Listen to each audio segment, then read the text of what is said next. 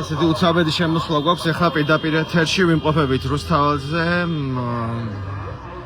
4-5 ადამიანი ახლა გადავიდა მანქანების სავალ ნაწილზე და ცდილობენ რომ ჩაკეტონ სავალის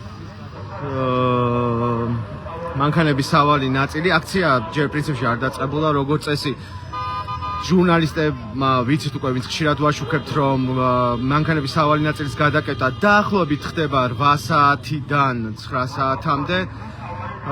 დაახლოებით 15-20 წუთია უკვე აი ეს სიტუაცია გახლავთ, 4 ადამიანი არის გადასული და ცდილობენ რომ არ გაუშვან მანქანები და მოახდინონ გადაკეტა ქუჩის. უმეტესობა აქ შეკრებილი ადამიანებისა ჯერ დგას ტროტუარზე და არ გადადიან, მოუწოდებენ ამ ადამიანებსაც რომ გადმოვიდნენ, იმიტომ რომ არის დიდი შანსი იმისა, რომ პოლიციამ დააკავოს ეს ადამიანები.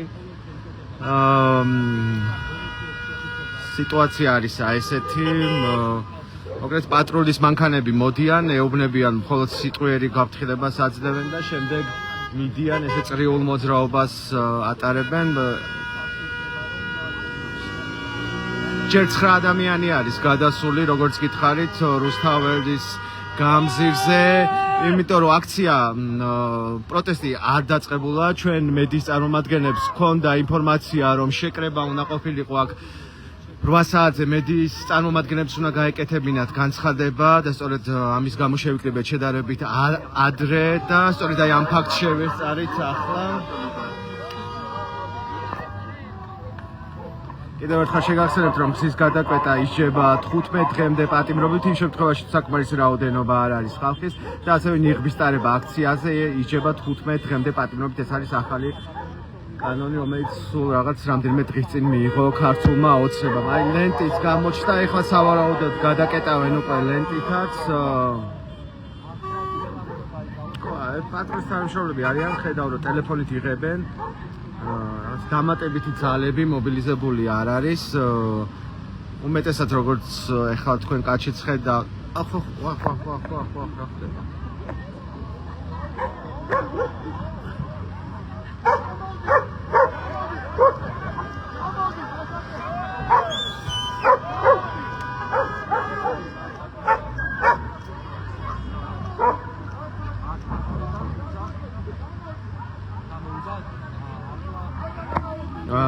ამას არ ველოდით ახლა.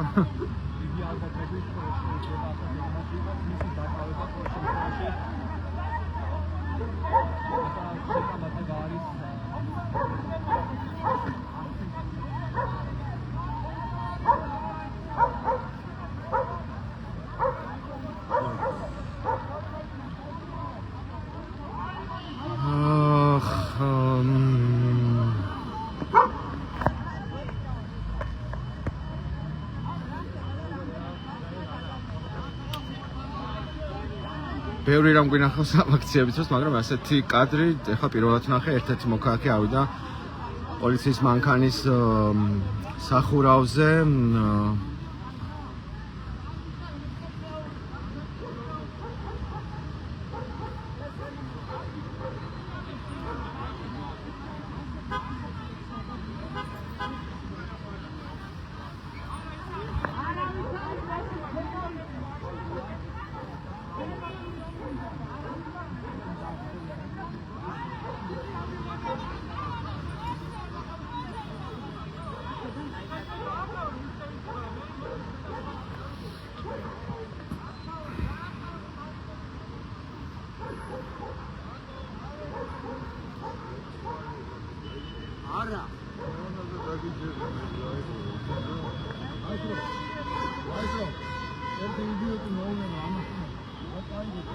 ამ დროისთვის რუსთაველის გამზირის მანქანის სავალი ნაწილი შეიძლება ითქვას, რომ გადაკეტილი არის. ეს ლენტიც გააბეს უკვე პატრულის თანამშრომლებიც წავიდნენ, ალბათ სავარაუდოდ ეს მანქანებიც დაატრიალებენ უკვე და დაბრუნდებიან უკან. კარგით, ახლა მე მგონი შეგვიძლია ცოტა გადავიდეთ. ჰა?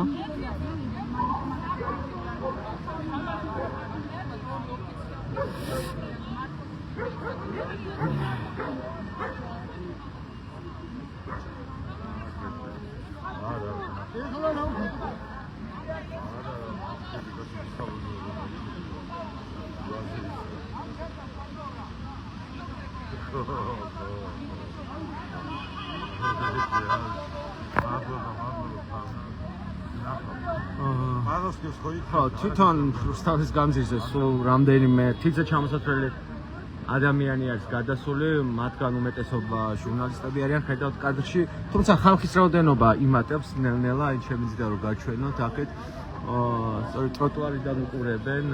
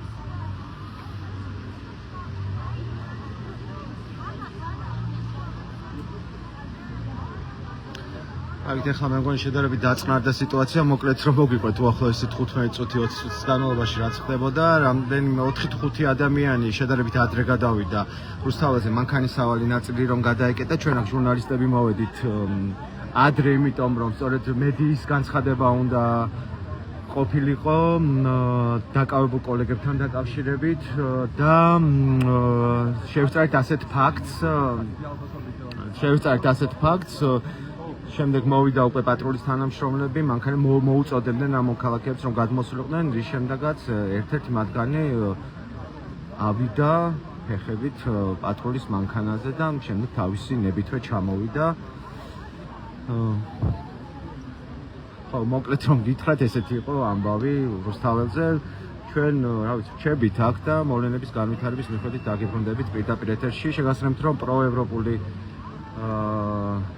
აქციები გრძელდება, დღეს არის 328-მე დღე და იმედი გვაქვს, რომ გვექნება საშუალება, რომ მოვისმინოთ მედიის წარმომადგენლების განცხადებაც, რომელიც დღეს იყო დაგეგმილი საღამოს 8 საათზე.